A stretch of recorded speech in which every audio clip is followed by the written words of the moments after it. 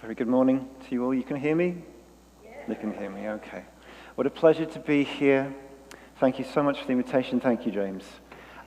Before I get into my thing, let me just have a moment or two just of appreciation for being here, for the wonderful musicians who are leaving the building. You have not escaped. Thank you. I was driving down yesterday, and a friend of mine, he sent me a video of a gentleman singing here, I guess recently, performing the song I Am, and it was just delightful. I said, yeah, that's where I'm going. That's Unity of Dallas. It's always amazing. Thank you to the board up there, Kurt. Thank you, James, for giving me this headpiece, which I think costs more than my house. This does. And can we just talk about... I mean, I feel bad. Like, I should have maybe made a video of me doing dancing behind it and be my own personal NSYNC for you. I feel I've underused this, but anyway, a pleasure to be here. And those of you that have come because James invited you, I deeply appreciated it. And this had better be good. But anyway, I've called today's talk Invisible Adversary, Invisible Ally. Not two words I usually use. And what I want to get into with you all is, shall we say, the maybe post 9/11 climate, where there's just been this insidiousness in the air, some paranoia.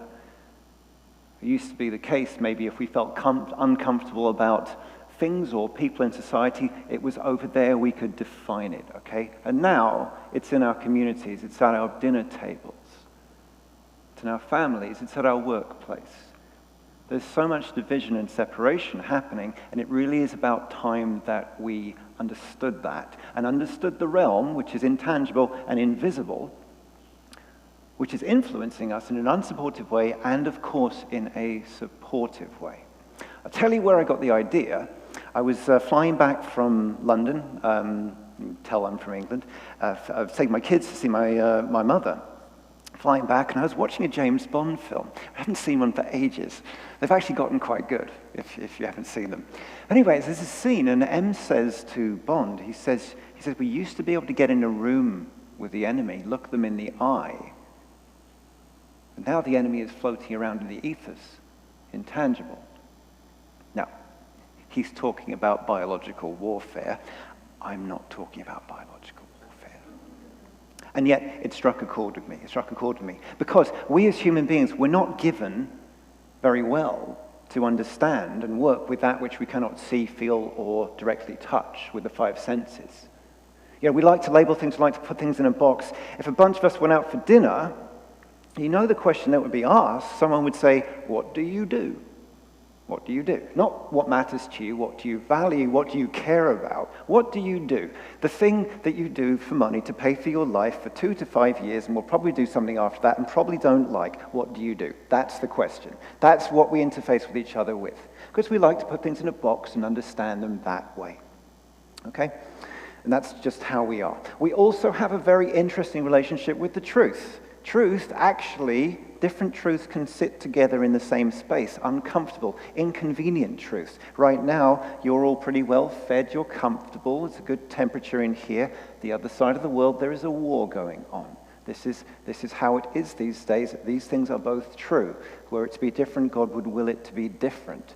We just looked at the mission statement for this church. There is one presence, there is one power. There's going to be a time when that will be the most profound truth in the world to you, and there will be a time when if that is said to you, it is toxic, it's in the way, it's not the right time to be said. And these things are true as well.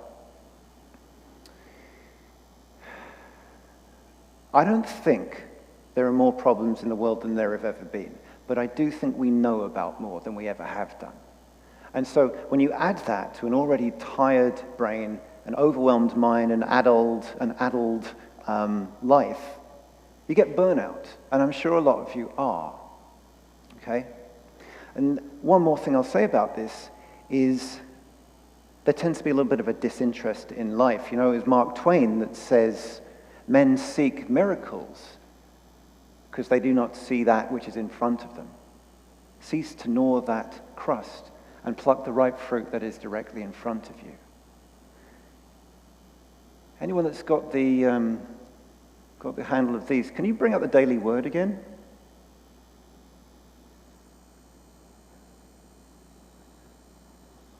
There we go.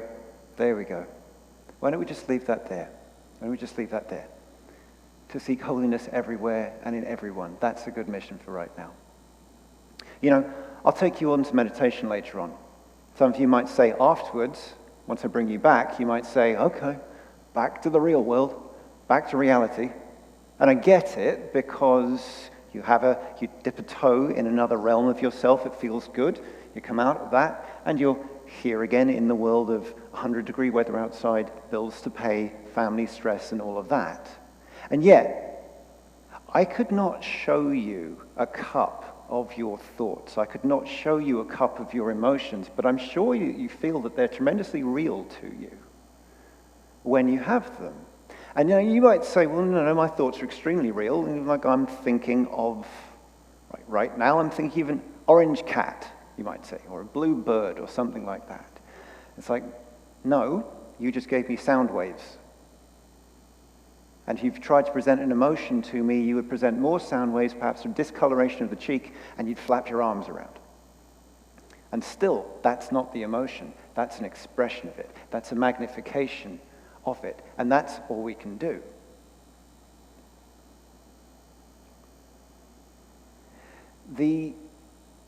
So we have a disconnect between us and our thoughts. We think we don't have a control over them. We think we don't have an option over them, and I don't believe that's true. Now, common view does not help this. Meditation says, forget about your thoughts, ignore them. Clinical science says you don't like your thoughts, suppress them. Positive thinking says if you don't like your thoughts, think other ones. But none of these actually get in touch with, none of these actually deal with the thoughts themselves. I have to get the Bible out at some point this morning. I'm contractually obliged to do that. So what I chose was the Gospel of Thomas, verse 70. Let's see if I can remember this. If you bring forth that which is within you, it will save you. If you do not bring forth that which is within you, it will destroy you. That's the Gospel of Thomas, verse 70. I believe it's the Dead Sea Scrolls as well. Now, that's pretty binary, isn't it? It's either that way or it's that way. But there's another variable as well in there. Because if I'm being very reductive about this, there's two types of energy in us. There's good energy and there's not good energy. Good energy because you're alive, you have vitality, it is surging through you. If it wasn't there, you would fall over dead. Okay? But also coming through the same pipeline is all of the good ideas, all the good that you'll bring to the world, the kind gestures, the smiles, and all of that. What is your job to do is to bring it out to you and bring it to form and pass it on. Our gifts are not for us, they're for other people. So let me put it to you this way. You might go to the grocery store today. You might buy some lovely apples or a juicy steak or something. This is Texas, right? So what would happen if you left it in the fridge for 3 months? Right? It would become a stinking, horrible mess. It would stink up the rest of the fridge and maybe ruin some other food in you. And that's what's going on in us. That's what's going on in us. The very greatest, the very best. If it is sat on, if it is ignored, if it's not moved on, it will turn against us. And then there's the other stuff that's going on. You, like me, were dealing with frustration, impatience, anger, sadness, all of these things. If we're getting all unity on this, then I would go to the power of release. I'm a practitioner, okay? I see people all day, every day, the things that have affected their body because they've not moved some kind of trauma in some way. I'm not suggesting to you all to go and do core dumps on anyone that will listen to you. That's not what I'm saying. I'm saying when you feel it, take responsibility into your own hands, take it home, cry it out, laugh it out, exercise it out. And there's many other ways. But I'm very interested for you all that you reclaim the power of that choice. To even know that you have one. I just saw a door on here. Can someone get that back?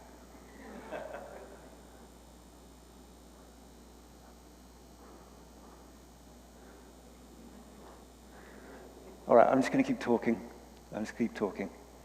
I called this talk invisible. Someone's tell me when it's there. Say it's behind you or something. I called this talk Invisible Adversary, Invisible Ally, okay? I've talked about the adversary. I've talked about the what, right? In between us and all that would be good for us and happy and wonderful and elevated and all of that, there is a door, okay? There is a door. Of course there's a door because you don't feel good all the time, do you? But there is a door, and that door is locked, but the door has a key in it. It has a key in it. If you're going to listen to anything I say this morning, can it just please be this? The key to you opening that door is discomfort. I'll just say again, the key to opening that door is discomfort. Once I'm done here, I get off the stage, someone might come up to me and be very rude to me. It's happened before. But they might. And if they're rude to me and it upsets me or it offends me in some way or I hurt, that offense was already there. And they just resonated it. They just called my attention to it. Look at that. Look at that. This is surreal, isn't it?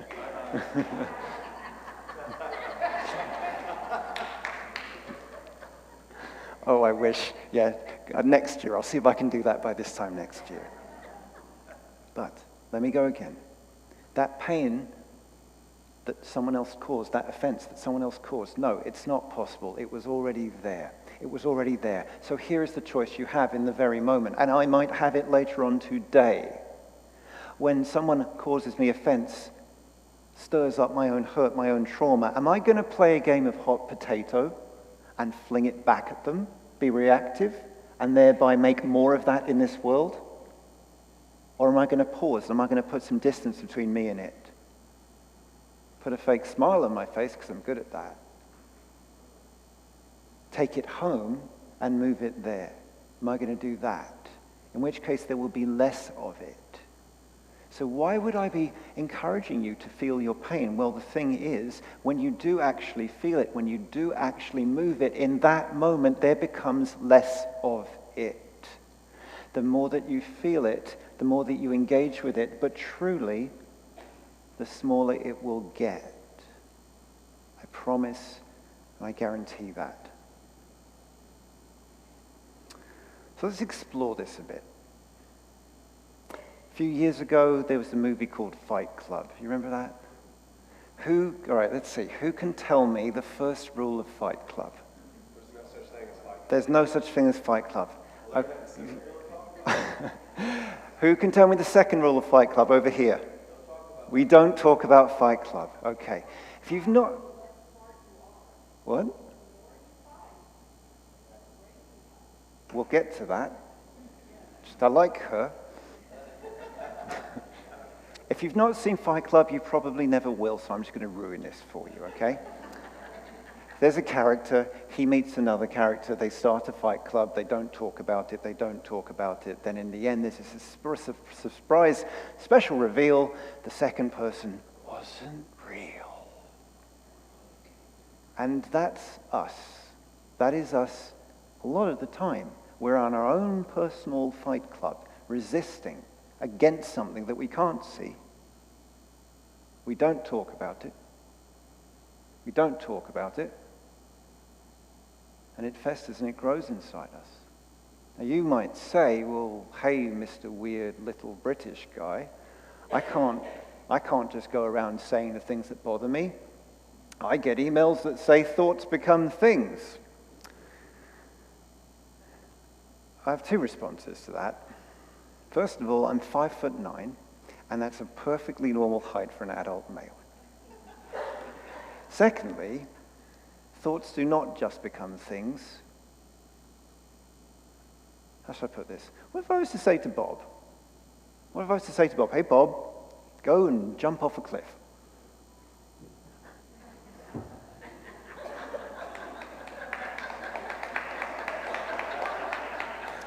Yeah, I'm going to get the last laugh because there are no cliffs in Dallas, okay? Come back.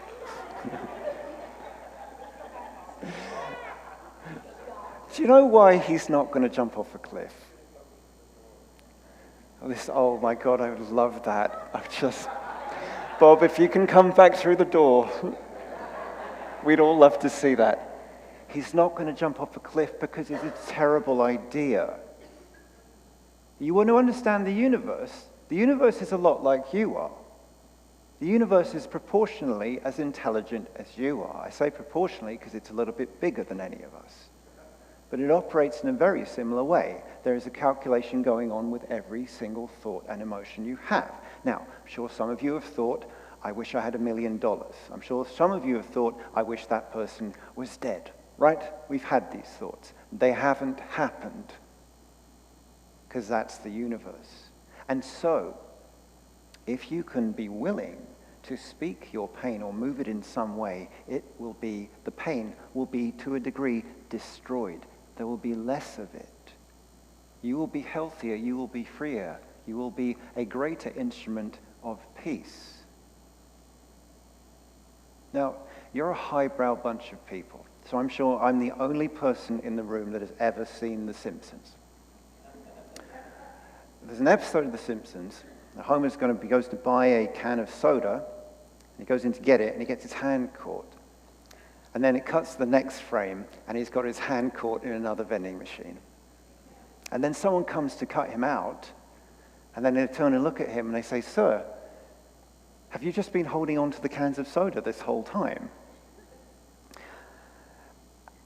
I really would love to be cute right now. I'd love to just make the joke and move on. I'd love to say, "Hey guys, don't be like Homer. Let go of the can." I'd love to do that. But this is 2022. I'm about to get myself sent out of here. The world, in a way, while it is coming into coherence and integration in a way never seen before, it's also going to shit around us. We need to go a little higher and better than this. So let's back up a bit. There's this guy, he's got his hand stuck in 2 vending machines. Tell him to let go? No, too soon. Too soon. Why has he got his hand stuck in 2 vending machines? Because he's never bothered to sit and think and wonder why he gets his hand stuck in 2 vending machines. He'll go home to his wife. His wife will say, "Oh, it happened again." He's like, "Yeah, it happened again." Why has he got his hand stuck on a soda can? Well, you see, maybe he was really thirsty. Or maybe the can of soda was the only thing keeping his life together in that moment. And the hope of it made him happy when nothing else did. And so there he is. He's got his hand on it. It's cold. It's a bit wet. You can maybe even hear the bubbles in the can. He doesn't have it.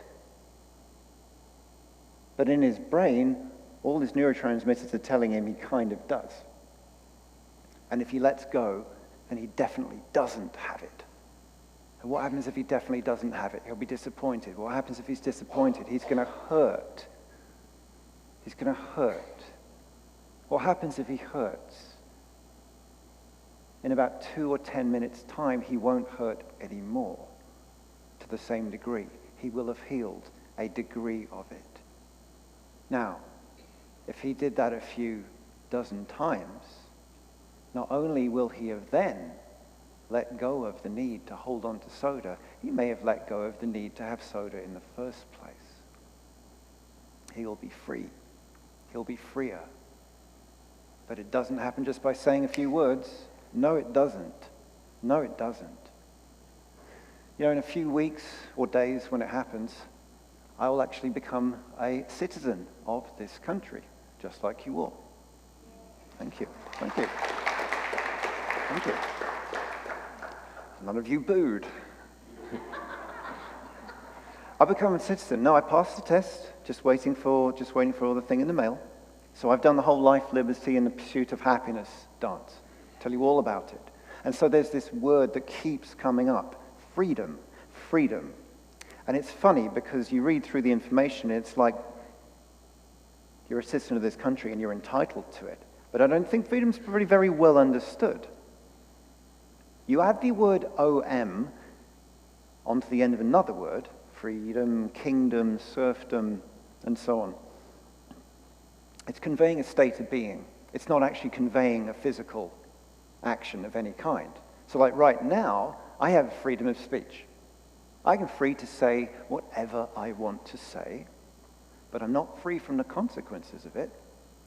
And in about 13 minutes or so, I'll find out what those consequences are, because you'll tell me. I'm free to say them. You know, the people that have really influenced me on my path, they're people that you can find out where they were. Paramahansa Yogananda, St. Francis of Assisi, Eric Butterworth. I've seen where Eric Butterworth stood. I've seen where St. Francis slept. I've seen where Yogananda meditated. These are people like us. They weren't Jesus. We know where they were. We know who their families were. We know where they lived. They're people like us that took what they had and figured it out from there. It's like we're all given a bunch of Lego bricks, aren't we? And then we have a choice what to do with them. You toss them aside and wait for a better present? Are you going to put them together and make something magnificent? Are you going to play with half of them and leave them on the floor so that you can tread on them in the middle of the night? Or are you going to build something but not very fully, not very together, because that's the surefire way to make sure Lego falls apart. But we're all given our own set of bricks. I'll tell you something else about myself. August the 4th, 2061, I believe, is going to be my last day on this planet. I'm probably wrong. I'm wrong about lots of things. But I've chosen that day because on that day, Halley's Comet comes around again. Now, I'm from England, and Halley's Comet is actually part of history. William the Conqueror, Harold, and so on. It's the Nabaya Tapestry. I studied it when I was very young. I'm fascinated by it. August the 4th, 2061 gives me roughly something like 14,182 days from today. Now, I'm probably wrong, but there's a number, and it's not going up. It's going down. It's going downwards. 340,000 something hours remaining. What am I going to do with it? You know, knowing that I have a limited amount of time, for all the talk about the infinite that dwells within me, I need to think about the finite too. I need to think about the finite because I need to value it more. I need to value it more. If I value it more, then I'm making choices. What will I do with pain? What will I do with someone else's pain? Will I act in such a way that they may have less? Can I bring a smile to them when they might not see another smile today? Can I do that? I was in a car accident once, about 4 or 5 years ago, and it showed me that it can all end very quickly. It can all end. And it's possible I might never get to see any of you again. And if that were the case, this is what I would want to be saying to you.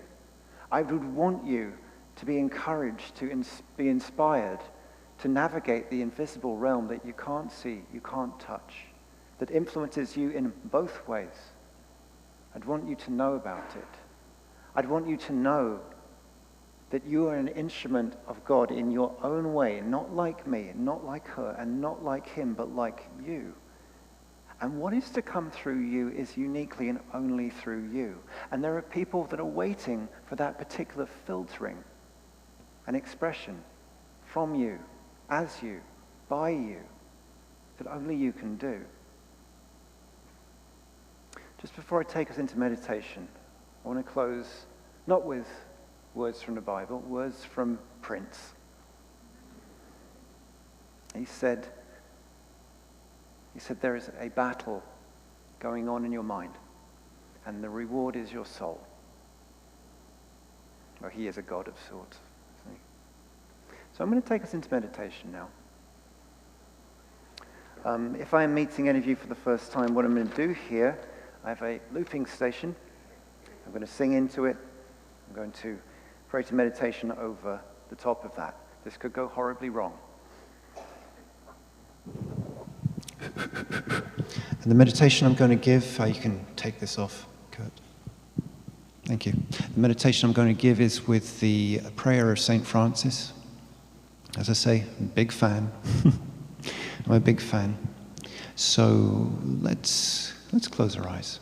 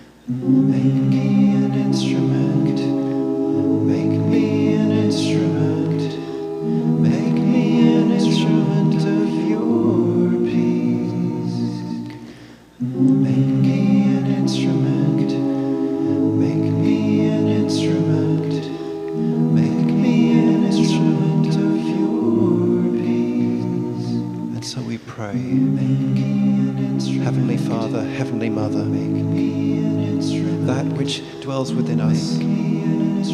We pray in this moment to know it, to love it by following it, to love it by feeling it, and in with that all elements and all aspects of ourselves. So it be.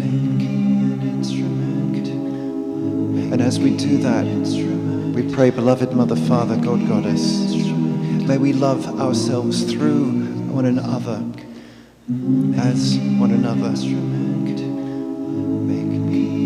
to recognize another's pain as our own, another person's judgment as our own. Another person's victories, love and success as our own. In that connection we are safer, clearer, lighter, happier. We say, beloved Mother, Father, make me an instrument of your peace. Make me an instrument of your peace. Bring your attention to your chest now, please. Breathing from the heart now, please.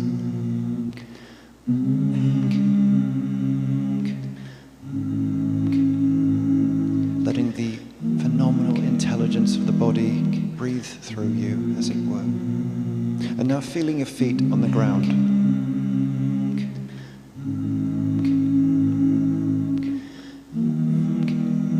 The feet that take you everywhere, on the ground that is shared by everyone. And with your eyes closed, if you would see this room filled with the lights of your community.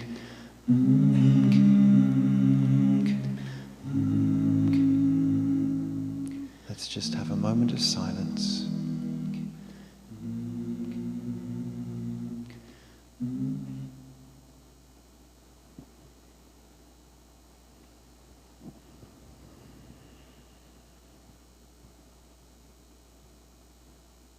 Let's take a deep, unified, cleansing breath.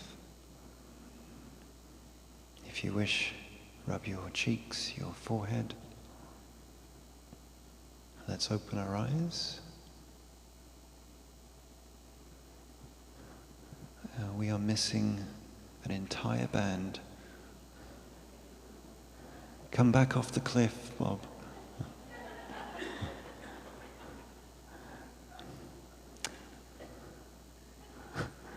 I wish I could. Well, thank you all so much for hearing me, for allowing me to be here.